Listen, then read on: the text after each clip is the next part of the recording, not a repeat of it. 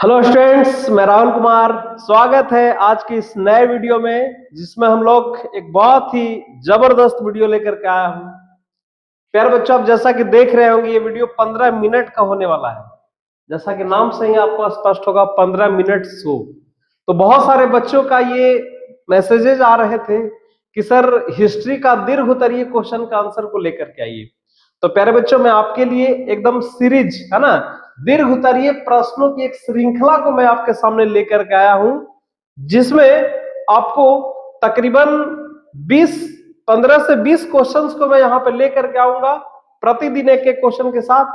और यहां से मैं आशा करता हूं कि जितने भी क्वेश्चंस मैं कराऊंगा, उन्हीं में से बिहार बोर्ड में ये क्वेश्चंस आपको पूछने वाला है।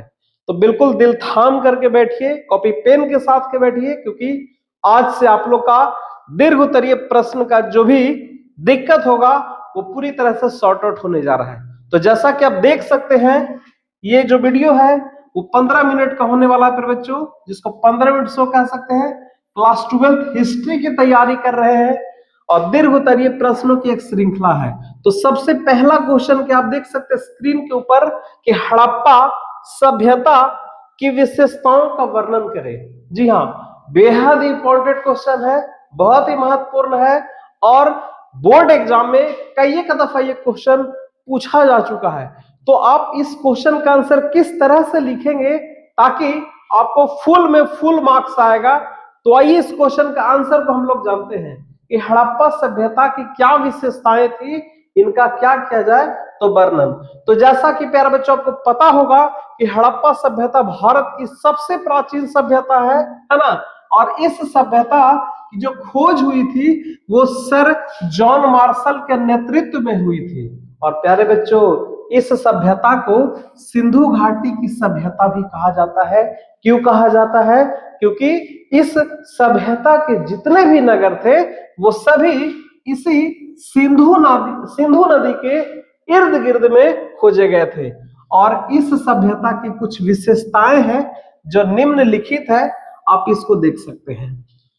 तो सबसे पहला क्या विशेषता है कि मोहनजोदड़ो का विशाल स्नानागार। प्यारे बच्चों, स्नानागार कहने का मतलब होता है, आज के समय में हम उसको स्विमिंग टैंक या स्विमिंग पूल कह सकते हैं। तो सबसे पहली विशेषता थी स्नानागार। तो देखा जाए, ये जो स्नानागार था वो हड़प्पा सभ्यता में बहुत सारे नगर में मिले थे। आपको हड़प्पा में भी मिला था, मोहनजोदड़ो में भी मिला था, चनहुदड़ो में भी मिला था, बहुत सारे नगर में मिले थे।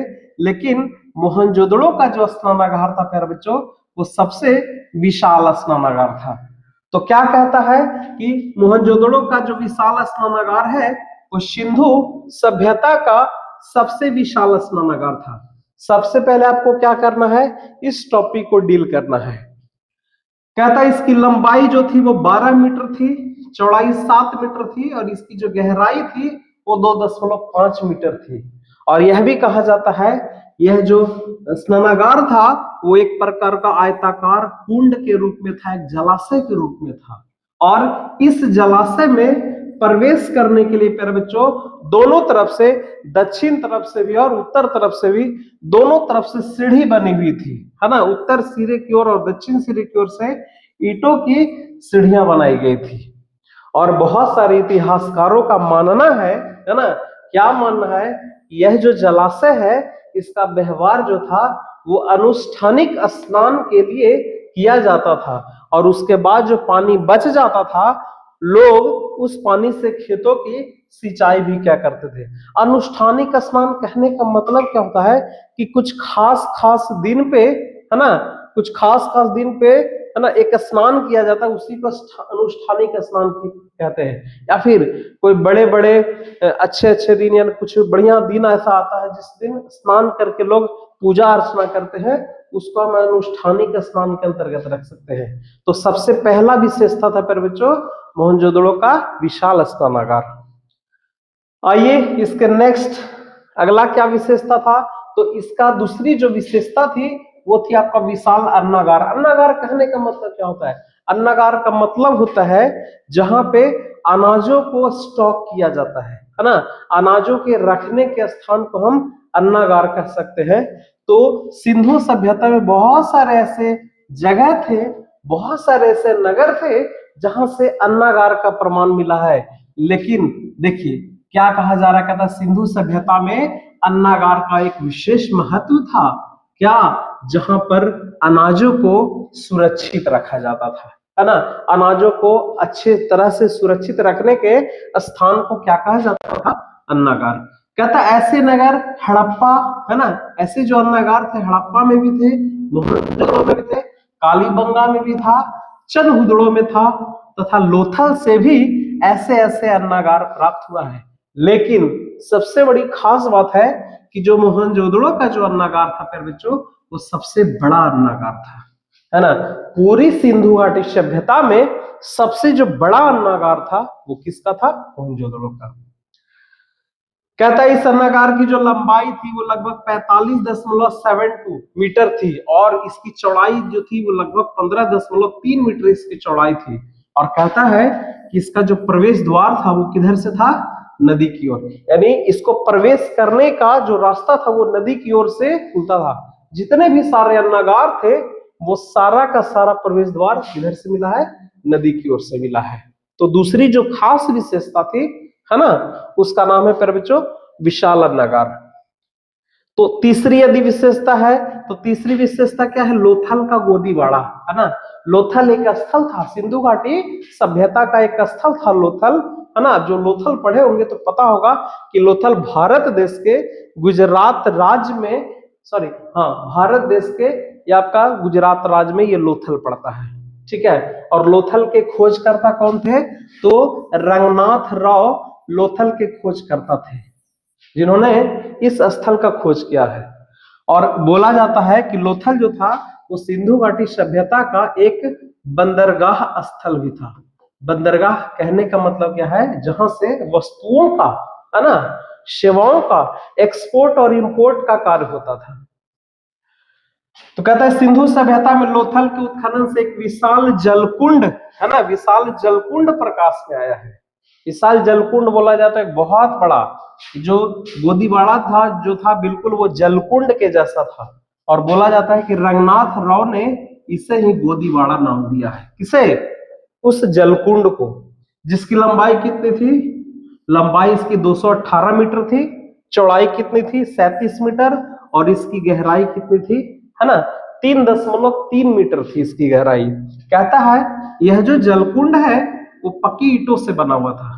किससे बना हुआ था प्यारे बच्चों, पक्की ईंटों से। कहता है इसके उत्तर में एक चौड़ा प्रवेश द्वार था जो एक विशाल नल, है ना, विशाल नाले या नहर के द्वारा नदी से क्या था, जुड़ा हुआ था।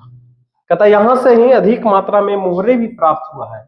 और यह एक प्रकार का व्यापारिक स्थल, व्यापारिक स्थल क्यों, क्योंकि ये बिल्कुल बंदरगाह स्थल था, तो जहां से बंदरगाह स्थल होगा वहां से कहीं ना कहीं व्यापार का कार्यक्रम तो होगा ही होगा। तो तीसरी जो विशेषता थी प्यारे बच्चों, लोथल का गोदीवाड़ा, है ना। पहली विशेषता क्या था, मोहनजोदड़ो का विशाल स्नानागार। मोहनजोदड़ो से तो बहुत सारी चीजें मिली है, लेकिन यहाँ का विशाल जो स्नानागार था वो इसकी पहली विशेषता थी। उसके बाद इसकी दूसरी विशेषता क्या हम लोग जाने, विशाल अन्नागार, है ना। यदि क्वेश्चन आएगा तो बिल्कुल हूबहू आपको इसी तरह से पॉइंट बाय पॉइंट करके आपको लिखना है। दूसरा है तीसरा है लोथल का गोदीवाड़ा जो कि एक बंदरगाह स्थल था। नेक्स्ट चौथी विशेषता थी प्यारे बच्चों, जल निकासी की व्यवस्था। और यह जो व्यवस्था थी वो सबसे उन्नत व्यवस्था था, सिंधु घाटी सभ्यता का सबसे उत्कृष्ट, सबसे बेहतरीन और सबसे उन्नत व्यवस्था थी। क्यों ये उन्नत व्यवस्था थी, क्योंकि आज हम लोग को ये देखने को मिलता है ना कि हमारे गांव में, है ना, हमारे आसपास के इलाकों में देखने को मिलता होगा कि गली के साथ नली अब यहाँ पे बन रहा है। लेकिन सोच के देखिए, आज से तकरीबन 5000 वर्ष पर, लगभग 4 से 5000 वर्ष पहले, है ना, 4 से 5000 वर्ष पहले सिंधु घाटी सभ्यता था जिसमें इस प्रकार की व्यवस्था थी। क्या व्यवस्था था, तो मान लीजिए यह एक प्रकार का घर है और घर के बीच अगल में गली है और यहीं पे आपका नली की व्यवस्था होती थी। और ये जो नली डायरेक्ट घर से कनेक्ट होता था। सोच के देखिए, जिस व्यवस्था को आज हम लोग फॉलो कर रहे हैं, आज से 5000 साल पहले सिंधु घाटी सभ्यता में यह थी। तो जल निकासी की क्या विशेषता है, क्या व्यवस्था है, ये क्या थी? कहता सिंधु घाटी सभ्यता के प्रमुख विशेषताओं में से एक था जल निकासी की व्यवस्था। क्या? यहाँ की जल निकासी की व्यवस्था। क्या होता था कि यहाँ जो नलियां होती थी वो बिल्कुल गलियों के साथ बनाया जाता था, बिल्कुल गली के बीच में ही बना दिया जाता था, नली बना दिया जाता था, इस तरह से नली बना दिया जाता था। कहते इसके बाद प्रत्येक घरों को नालियों से जोड़ दिया जाता था, है ना। और इसके बगल में जितने भी घर होते थे वो डायरेक्ट इस नाली से कनेक्ट कर दिया जाता था, ताकि घर से निकलने वाला पानी जो है उसी नाली से होकर के प्रवाहित हो। कहता है नालियों का निर्माण जो होता था पक्की ईंटों से किया जाता था, पक्की ईंटों से किया जाता था। और कभी कभी नालियों की साफ सफाई करने के लिए, है ना, बीच बीच में इस तरह से गड्ढे बने होते थे, और उस गड्ढे के ढक्कन को हटा करके उन नालियों की क्या करनी होती थी? सफाई करनी होती थी। तो सफाई करने के लिए बीच बीच में गड्ढे भी बनाए जाते थे। और यह व्यवस्था जो था वो हड़प्पा के नगर निर्माण योजना की एक विशिष्ट व्यवस्था थी। तो इस तरह से प्यारे बच्चों हम लोगों ने, है ना, सिंधु घाटी सभ्यता के कितने विशेषताओं के बारे में जाना? 4 विशेषताओं के बारे में। सबसे पहला मोहनजोदड़ो का विशाल स्नानागार। दूसरा विशेषता हम लोगों ने क्या देखा? विशाल अन्नागार, है ना। स्नानागार का मतलब नहाने का स्थान, स्नान करने का स्थान। अन्नागार कंफ्यूज नहीं होना है, अन्नागार जहां पे अनाजों को स्टॉक करके रखा जाता था। तीसरा लोथल का गोदीबाड़ा, है ना। चौथा जल निकासी की व्यवस्था। इसके अलावे और भी बहुत सारी विशेषता थी, जैसे यहाँ पे आपको 2 प्रकार के उच्च स्तरीय नगर देखने को मिलता था। उच्च स्तरीय नगर, है ना, इसकी एक और विशेषता थी, है ना। इसके अलावा उच्च स्तरीय नगर कहने का मतलब है यहाँ पे 2 प्रकार के घर बनाए जाते थे। एक होता था दुर्ग होता था, और एक होता था निचला शहर होता था।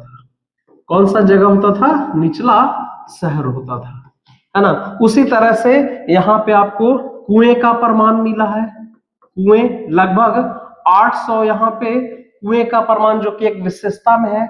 उसी तरह से यहाँ पे रहने के लिए खास रूप से श्रमिकों का भी स्थान मिला है। तो प्यारे बच्चों, यदि ये क्वेश्चन एग्जाम में आता है, सिंधु घाटी की सभ्यता की विशेषताओं को लिखे, तो आप इन 4 पॉइंट को जरूर से जरूर इन 4 पॉइंट को आप डील करिए। उसके बाद मैं आशा करता हूं कि आपको फुल में फुल नंबर मिलेगा।